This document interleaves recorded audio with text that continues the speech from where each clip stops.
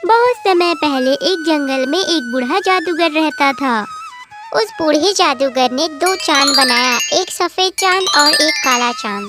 वह बूढ़ा जादूगर उन दो चांद की मदद से लोगों की सहायता करता था। कई दिन बीत जाते हैं। एक दिन बूढ़ा जादूगर की तबीयत बहुत ज्यादा खराब हो जाती है और वह कहता है, लगता है मेरा तबीयत बहुत ज्यादा खराब है, अब मैं जिंदा नहीं रहूंगा। तो तुम दोनों चांद मिलकर गरीब लोगों का मदद करना, जैसा अभी तुम कर रहे हो।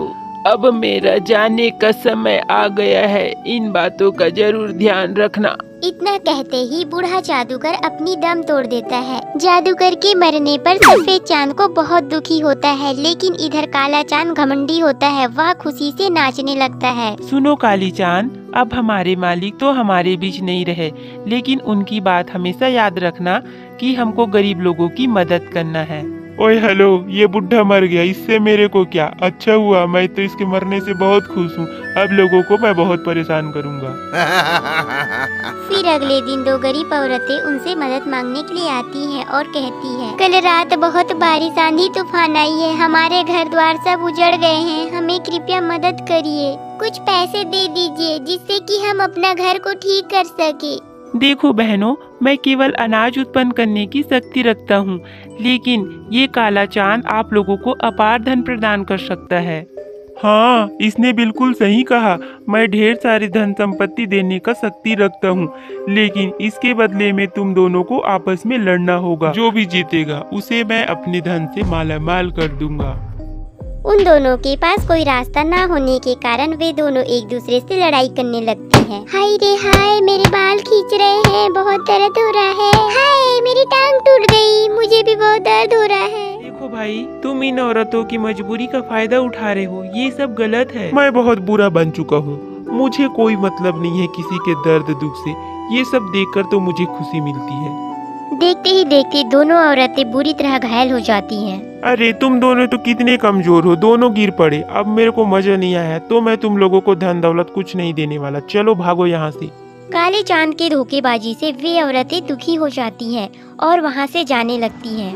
तभी सफेद चांद उन औरतों को दो बुरी अनाज दे देता है और वे उन्हें धन्यवाद करके चले जाते हैं। एक दिन एक बूढ़ा आदमी अपनी दिव्यांग बेटी को लेकर आता है और कहता है, सुनो, एक दुर्घटना में मेरी बेटी का पैर बुरी तरह से घायल हो गया, जिससे वह चल नहीं सकती है। अगर इसका समय रहते ऑपरेशन नहीं हो पाया तो ये हमेशा के लिए दिव्यांग ही रहेगी, जिससे मेरी बेटी का शादी टूट जाएगा। मैं ऑपरेशन करके इसको ठीक करना चाहता हूँ, जिसके लिए आप लोगों की मदद चाहिए।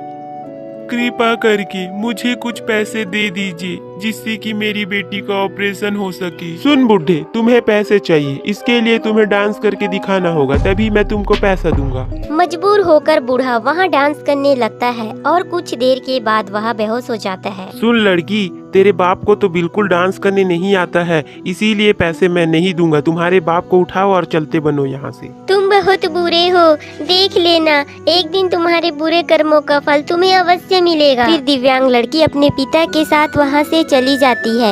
ऐसे ही एक दिन भारी तूफान आता है और तूफान की वजह से कई घर टूट जाते हैं, जिससे कि लोग वहाँ चांद के पास फिर से आ जाते हैं।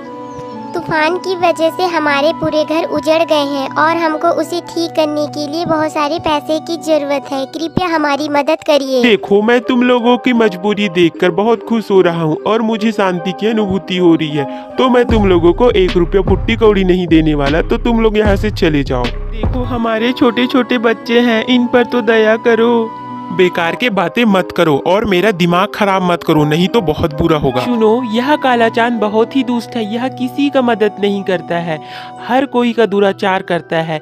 आप लोगों को मैं पैसा तो नहीं दे सकता, लेकिन बहुत सारे अनाज दे सकता हूँ, जिससे कि तुम्हारी भूख शांत हो जाएगी। ऐसा कहकर वह चांद गांव वाले को अनाज की बोरियां दे देता है और गांव वाले उसे दुआ देते हैं और काले चांद को बदुआ देकर वहां से चले जाते हैं। देखते ही देखते कई दिन गुजर जाते हैं। फिर एक दिन जंगल में बहुत तेज आंधी तूफान आने लगती है और दोनों चांद अपने जगह से हिलने लगते हैं। आंधी तूफान इतना भयंकर था कि वे दोनों लुढ़कते लुढ़कते पहाड़ के अंतिम चोटी पर पहुंच जाते हैं। तभी वहां गुजर रहे गांव वाले की नजर उन पर पड़ती है और वे भागे भागे चले आते हैं।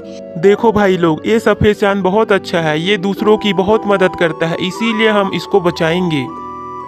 ऐसा कहकर गांव वाले उस सफेद चांद को वहां से बचा लेते हैं। अरे तुम सब मिलकर उसे तो बचा लिया, मुझे भी बचाओ, नहीं तो मैं खाई में गिर जाऊंगा। नहीं नहीं, तुम बहुत बुरे और दुष्ट हो और तुमने दूसरे की मजबूरी का फायदा उठाया है, इसीलिए हम तुमको नहीं बचाएंगे। फिर सभी गांव वाले उस चांद को धक्का देकर खाई में गिरा देते हैं।